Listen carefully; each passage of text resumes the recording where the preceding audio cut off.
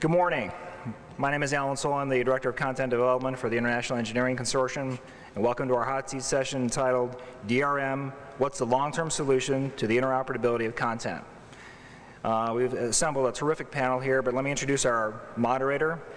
Our moderator is Jim Warner, Vice Chairman and Chief Strategist for the Telemanagement Forum, and his distinguished panel of debaters. Prior to his role, Mr. Warner was President and Chief Executive Officer of the Telemanagement Forum from 2000 to 2005. Led the organization through the telecom industry recession, and its current position is one of the largest, most influential, and most financially stable nonprofit organizations. Jim also spent 10 years as the forum's Director of Marketing. He built the organization's formidable marketing capability and created the Telemanagement Forum World Conference and Expo, the largest of its kind. Let me first briefly introduce our other panelists. Daniel Harris, the founder of the Kendraio Initiative. Jeffrey Siegel, Chief Technology Officer of Cinia. Eric Deal, Security Domain Director for Thomson. And finally, Shou Ng, from Vice President of Technology for NBC Universal. Jim, take it away. Thanks, Alan. It's on? There, now we're going. Okay. I guess when you look at DRM as a topic, I guess the first question is, do we even need to talk about it anymore? Is DRM dead?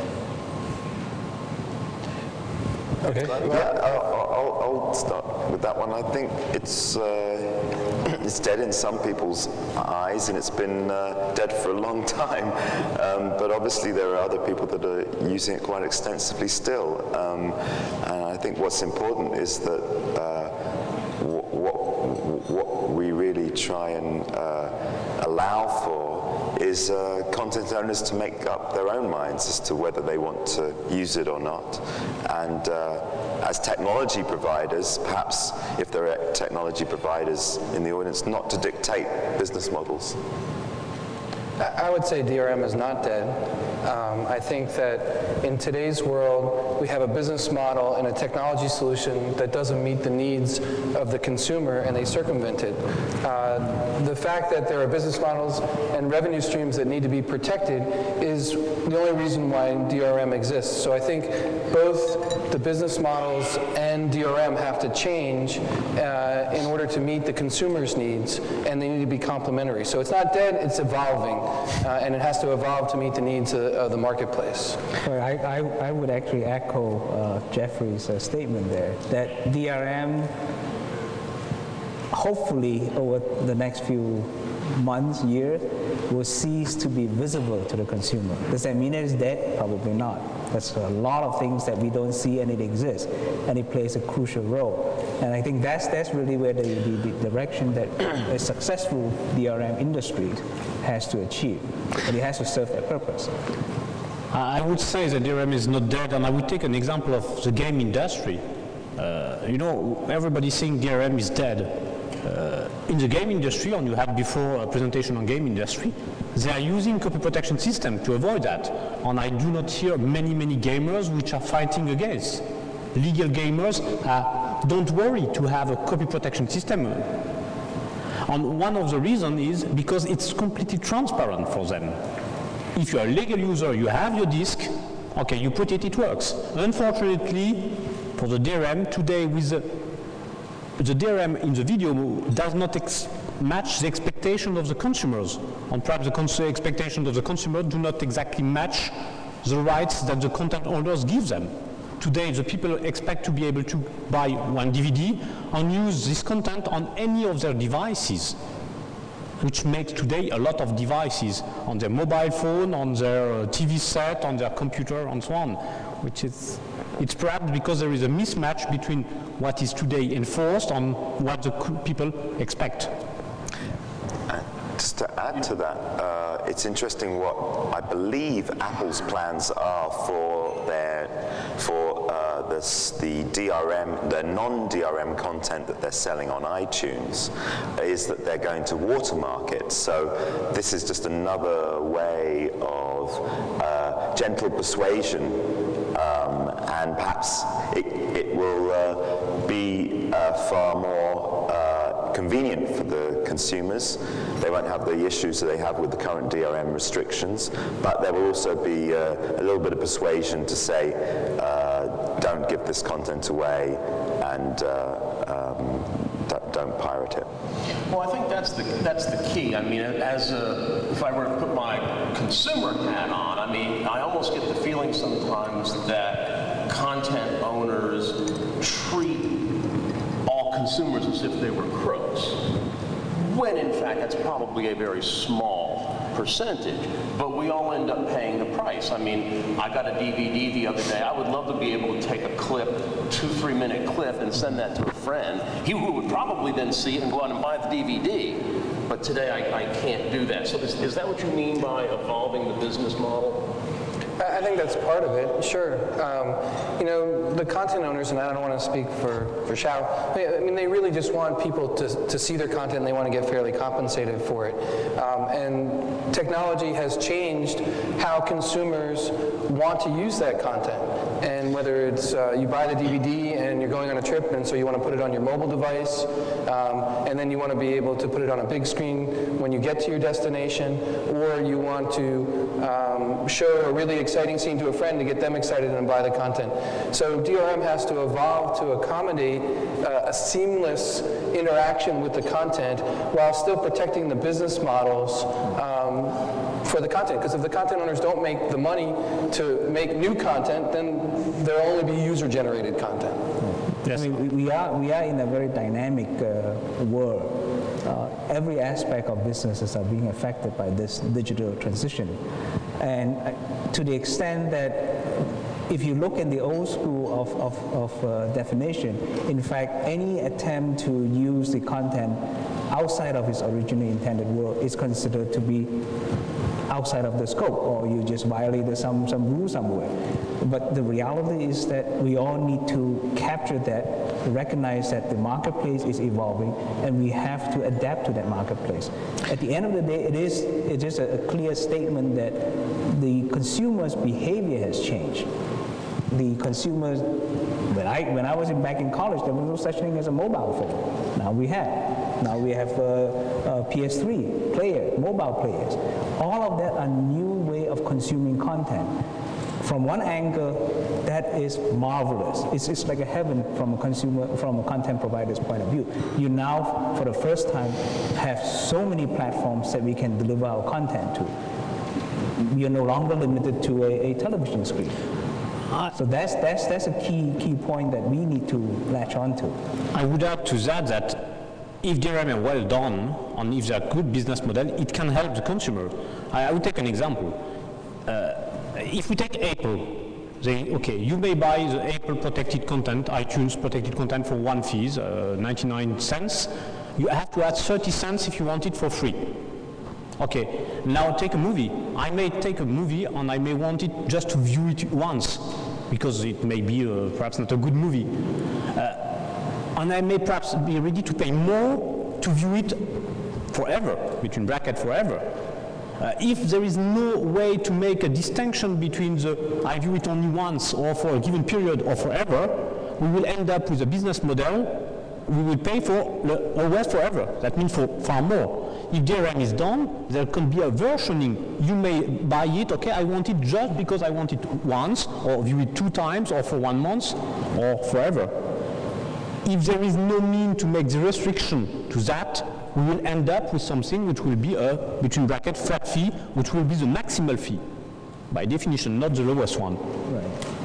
Yeah, I'd just like to add, well, actually, I don't think I'm going to be so polite as Jim here, but when it really comes down to it, most consumers, or a vast majority of consumers, are crooks.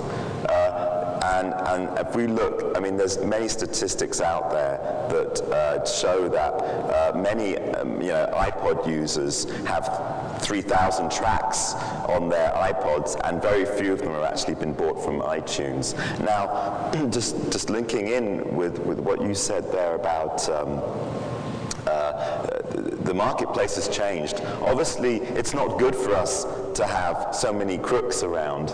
It's not good for society. There's not enough prisons to put them all in. And so in a sense, we have to we have to listen to what the consumers are telling us, and there are opportunities here. There are many more platforms for content owners to put their content on, but it's created a very confusing environment. And one of the issues that really needs to be overcome is well, as in the title of this session, is interoperability. And interoperability between different services, different platforms. What interoperability would give us is the ability for content to be consumed seamlessly between devices, applications, and so you wouldn't need to buy all your content from one place. You could take it from many different content owners and service providers, and I think this is what the consumers are telling us, and we should listen because there's that interoperability. If you just removed all DRM, you would pretty much have that. I mean, you can take a DVD. But you also could destroy business models. Well, that's true. So the trick then becomes, how do you balance user convenience with protecting the legitimate rights? I mean, to some degree, this is probably the same argument they had when they were going to start the first public library. You know, I wrote a book, and you're going to put it there, and anybody, I sell one book, and everybody gets to go read it. So is the answer a technological one, or is it more of a supply chain one? I mean, for example, you hear about software as a service. I have heard talk about content as a service, to where you really wouldn't ever have the content. You wouldn't ever actually physically have the content. It would just be available from some clearinghouse, and no matter where you were, you would have a device that could access that clearinghouse. But you'd still need security to protect that business model, if that business model is one that would work for the consumer. Because if you didn't have some kind of content protection, then you could make a copy, you could have a physical disk, you could redistribute it. So, as I said before, the technology evolves and the business models evolve to meet the consumer's needs. And I think the consumers want convenience, they want quality, and they want access. Yeah. And within there are levels of that they'll be willing to pay. And you have to somehow protect the revenue stream and to provide them those different levels of service so that the content owners can have revenue to make new content. So, I think it's that combination, and that's why I said, the content protection has to evolve. It has to evolve to meet the market needs and the business needs. And it's more than DRM. I mean, DRM, at the root of it, DRM offers a certain level of protection and security, primarily, to be honest, for content owners' point of view, so that the content do not go into unintended places. But flipped it around to the consumer, what benefits can a consumer gain out of it? I've spoken in some of the past IPTV conferences in which I describe a particular model that we have kicked around with some of our internal guys there. And that's the model in which the content is actually being consumed and maybe is purchased or transacted one way or another by the consumer for the intention of that title. We want to move away from a file base. Today you have a file base. DVD has a file, and then you put onto your mobile devices, there's another file. The consumers really should not be thinking in those terms. They should be thinking that I watched an episode of The Office, or My Name is Earl, or The King Kong. And I might be in a taxi cab somewhere. I might have some time at hand. I want to watch it on my mobile devices. I got it, I watch it. It's the best quality for that display device. When I go home, it ought to offer me additional benefits so that I don't have to scout around and say, now how do I get the HD version of it because I happen to have an HD TV at home. Right. But it needs to somehow, business would be able to offer services that allow the consumer to sit home, turn on your TV, and lo and behold, it picked up exactly where I stopped in King Kong. And it continues in the high definition version. As a consumer, I don't think of it as, oh, how do you make that file transfer? Did you transcode it from MPEG-4 QSIF resolution to what, 1920, 1080? Right. Is it I, is it P? No, none of that. Consumers say, I watched King Kong. It was wonderful. Now, if we're talking about what's the long-term solution to this, and your proposition is perfect. The consumer just wants seamless enjoyment. They don't want to have to play around with file formats or different types of metadata or discovery, or they just want it all to work lovely. And they will pay for that convenience. They will pay lots of money for that convenience. But the solution to this is how do we get to that environment? And to get to that environment, it takes a lot of different players to work together. And if we look at the advantages that we have in the World Wide Web and the ability for many different devices and applications to work together in those environments, it's open standards. Interoperability goes hand in hand with open standards. And there are many consortium working on open standards for devices in the home, for interoperability of metadata schemas within the music and film areas as well. So there's a lot of work being done on this area. Kendraio initiative is working on in this area as well. And so if you're interested in the long-term solution, you should have a look at what these initiatives are working on.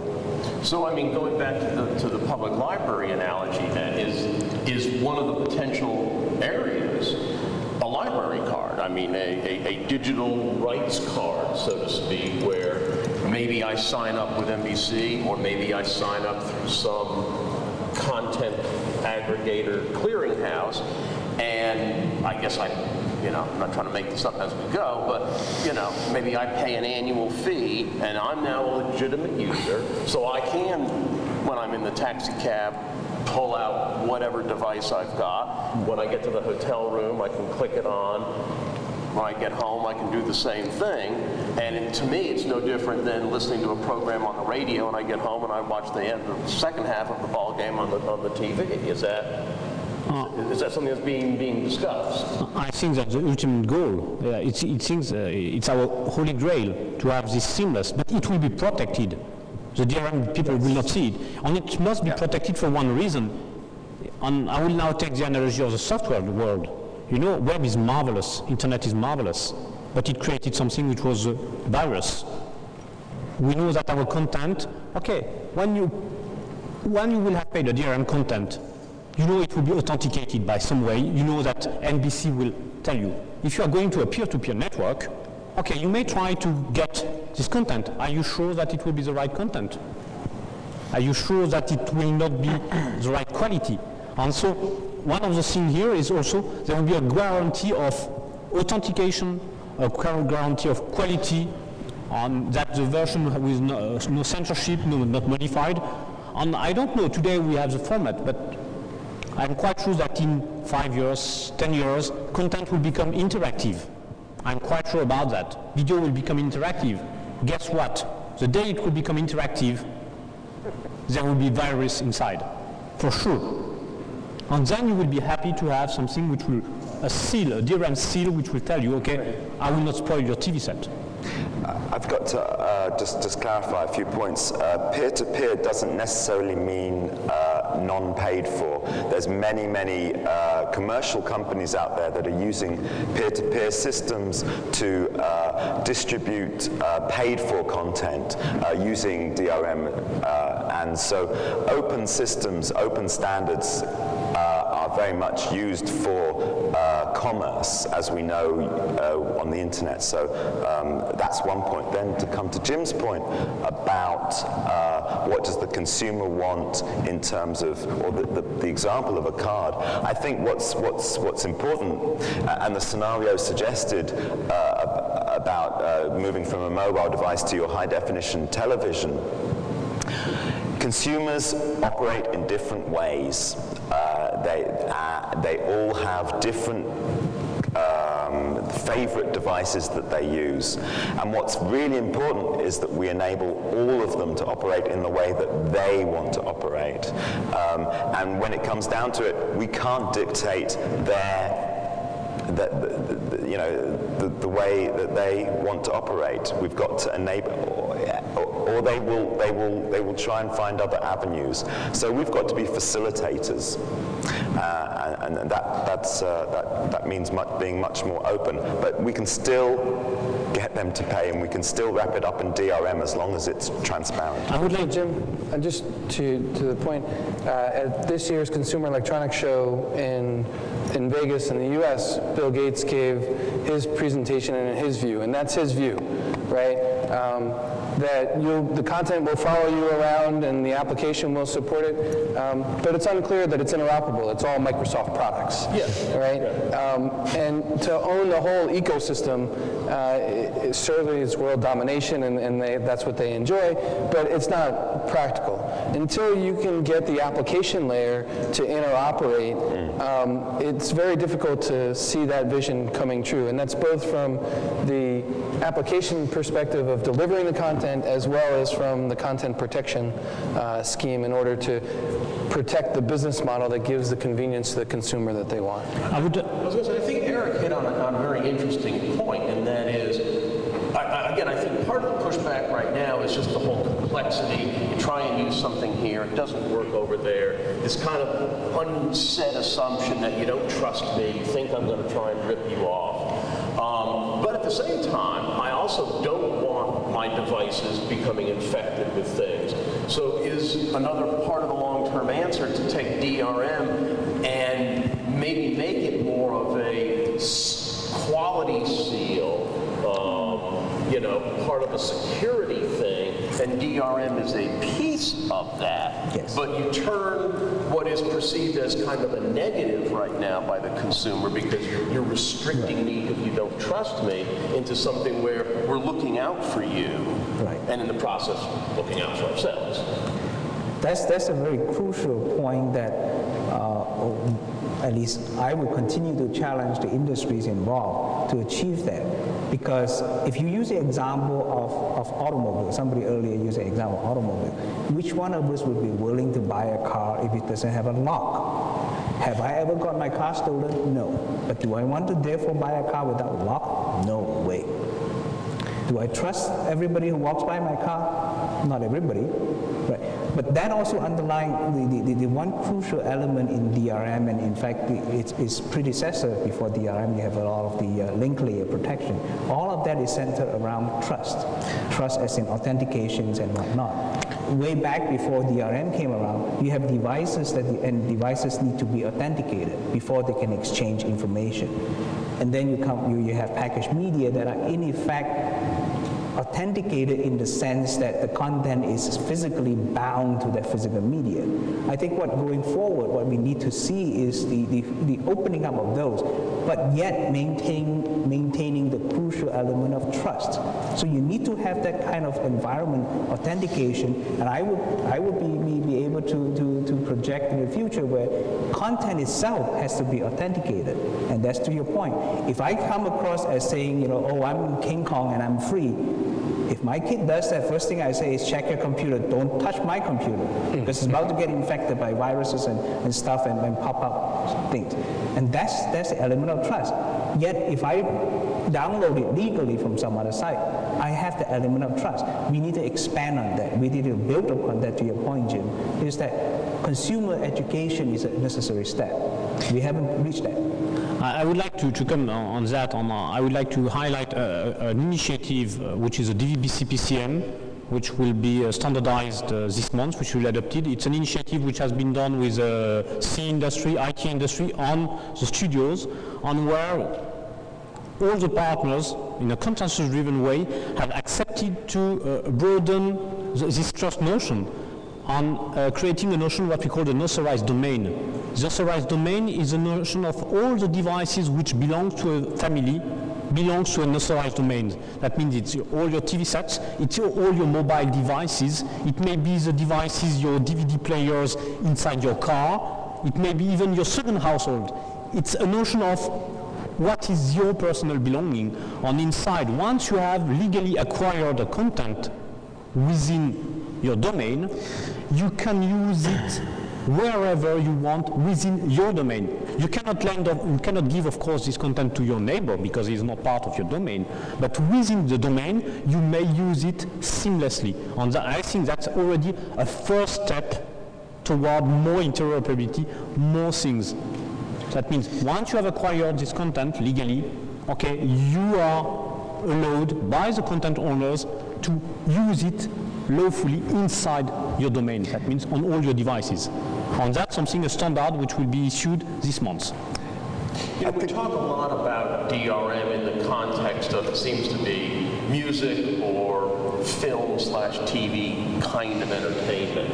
But it strikes me there's a lot of other content out there, some of which, I mean, when the web first took off, lots of people had to face that decision. Should I put this content out there for free or not? I mean, technical information, technical documents and things like that.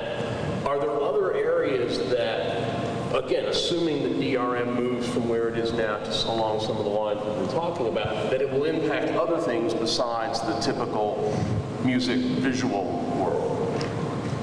There is another kind of DRM, which is what we call the enterprise DRM, which purpose is really to control the usage of the content, because of course for trade secrecy and so on within one company, you don't want this content to leak out, and you want to clearly constrain that. Here you request higher security on a very high log, but I think it's probably out of the scope of this discussion. The viewing of that content. Exactly.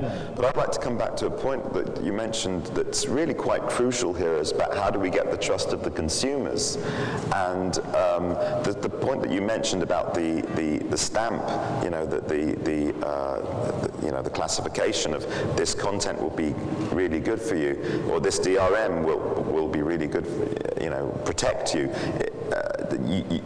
There was this quite high-profile DRM produced by Sony for their CDs, I believe, and it really ended up infecting many people's computers in a bad way. And so it's a lot of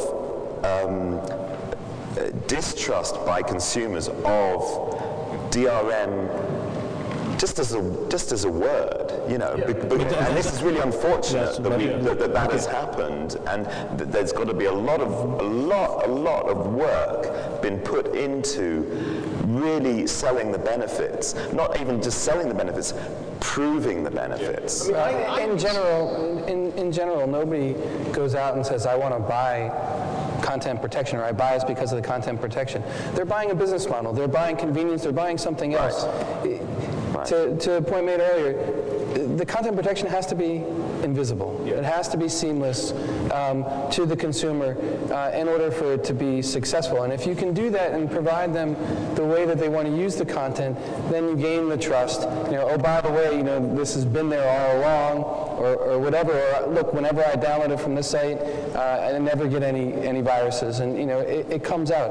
But it has to be transparent to the user. It seems to me that it almost has to move, not to give you a plug here, but towards something like what Dolby is, in the sense of, you know, you've got, you know, basic Dolby, and I can't remember all of them, you know, Dolby Digital and 5.1 and all that. I mean, you know, everybody, there's one where people want they see that almost as a quality mark. They quality. want whatever the latest best is, you know, to the point of I'll go spend an insane amount of money on a new piece of equipment because it supports the new sound quality standard. I would have to think that DRM has got to follow a Dolby-like. Well, I don't think you can sell DRM. I really don't think. I think that it's not like, just like Jeff was saying, you can't sell it. You've just got to sell quality convenience. When it comes down to it, DRM is a very, very new idea. You know, in the sense that before digital, 20 years ago, what we had was physical units, and that's the reason why you couldn't, you know, that's the reason why a mass thing, DRM wasn't really around, because you just... You had basic copyright. No, I disagree. I will be provocative. DRM is around for about 20 years. In a very, I would say, the initial kernel of DRM was not created by Intertrust. It's been created by the conditional access system providers. conditional access system is a kind of DRM, and you have millions of people which are using that, which have a DRM in their home, on their set-top box, and which do not complain. Why? Because it's transparent for them. And why? Because they accepted this business model that they have to pay for. And what they are paying for? For having content earlier than the other one. They don't pay for the DRM, of course. They pay for an added service. And they knew that they could have only this added service by accepting this conditional access system, and I think it's the same. Conditional access system is exactly a DRM, you know, it's a very rudimentary DRM. Also the next generation of CA will be real DRMs, but there is an added value. The first black and white movie that are being shown, the guy in the front collecting a 50-cent tickets, he is the DRM. Yes. That's the conditional access. It's simple. Right. Got a ticket? It's here to make the people pay. Because today, with the digital world, it's so easy not to pay. It's so easy to duplicate and so on. And if we want the industry, the movie industry to survive, if you want to be able to have quality movies in the future, and movies are costing a lot, you know, special effect and things like that, okay, consumer have to pay. Unfortunately, Joe Sixpack, if he has some way not to pay, he will try not to pay. I mean, there's always been ways of pirating things. I mean, sure. Somebody takes a handy cam into the movie theater and records the movie. I think it gets back, though, to this notion of trust.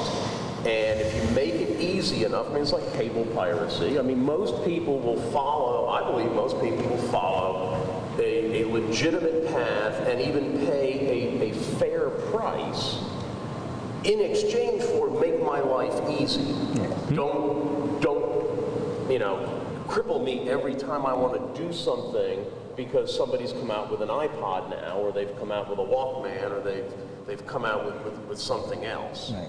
That pretty much has been the state of affair for the longest time in the content industries, in the entertainment world. Until recently, because of the technology that is opening up all these devices, mobility, you can be mobile and connected at the same time, and the increasing computational power at our fingertips. That opens up new possibility, and in turn creates new consumer demands. Yeah. And frankly, at this point, it is a lot of the industry businesses themselves, ourselves included, that are unable and haven't caught up in time yet. It's almost like I'm out of breath. I can't run fast enough, right? Yeah. And on that note, it's in fact further that it's in fact more than just business model. In some parts of the world, many parts of the world, even the legislation hasn't been able to tackle all these issues. So that's creating a lot of obstacles, should I say.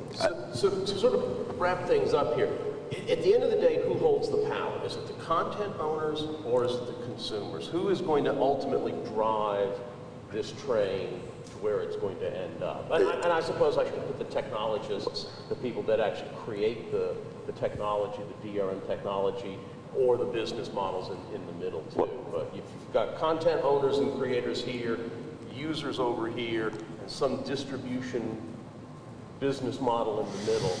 Who's driving the train? Well, we're all driving the train. The content owners are driving the train, the consumers are driving the train. We're all chasing each other's tail. And I think it's just come back to your point. We're all out of breath.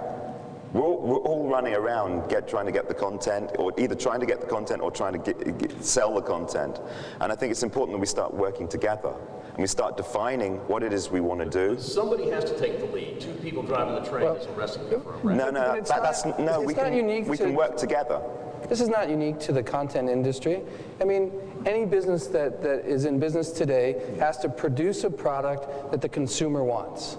And the consumer then has to buy it, and thus you stay in business. I think what you're seeing right now in a worldwide distribution is the consumer is voting that the current product is not meeting their needs. And so they are giving feedback into the marketplace, and the marketplace has to adjust to the feedback in order to survive in the long run. In the end, if the consumer chooses never to pay for it, then content owners will go out of business just like in any other market segment, and then the consumer will have to find a different way to entertain themselves. I mean, the creative guys, the Leonardo da Vinci of the world, would like to think that they really should dictate how exactly you should consume the content. But here in Beijing, in 4,000 years of culinary history here, if you walk into restaurants, good restaurants, do you think that you are the only one dictating what to put on the menu and what to cook and how to cook it? Or does the chef think that he and only he or she alone can dictate how you may consume it? No, it is a contractual, it's a business agreement, right? You may go in there, I like it a little bit salty, I like my chicken a little bit, crispy on the outside and things like that. It's, no problem, I'll do it for you. So that's really is the dialogue that's necessary between the, I speak as if these are individuals, but it is industries that we're talking about. So that would tend to make me think that the breakthrough will occur when some content owner creates a breakthrough kind of distribution DRM model that everybody flocks to, and then everyone else has to copy. Is that? That's certainly one way of... It's one way of doing it. It doesn't have to be that only way. And there's a lot of different models out there, and there's a lot of different ways that are currently happening. There are lots of collective initiatives, there are lots of single organizations, and there's a lot of underground work being done, and there's a lot of work continually being done to improve the peer-to-peer systems, BitTorrent and all of the other peer-to-peer systems that are currently being used. So everyone's working real hard.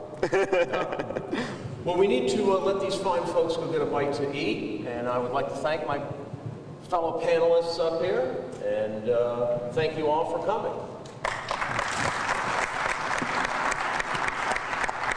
Thank you, Jim, and the panelists for your time, your insights, and this pretty engaging conversation. This conversation will probably go on for quite a while. This concludes our educational program here this morning. We'll resume this program at 2 o'clock at the conference hall B&A right here with a keynote address by Alex Arena, Executive Director and Group Managing Director for PCCW.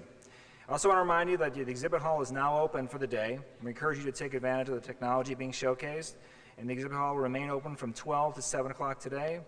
They are offering some free drinks and refreshments on the exhibit floor, so please take advantage of it and enjoy the rest of your day. Thank you.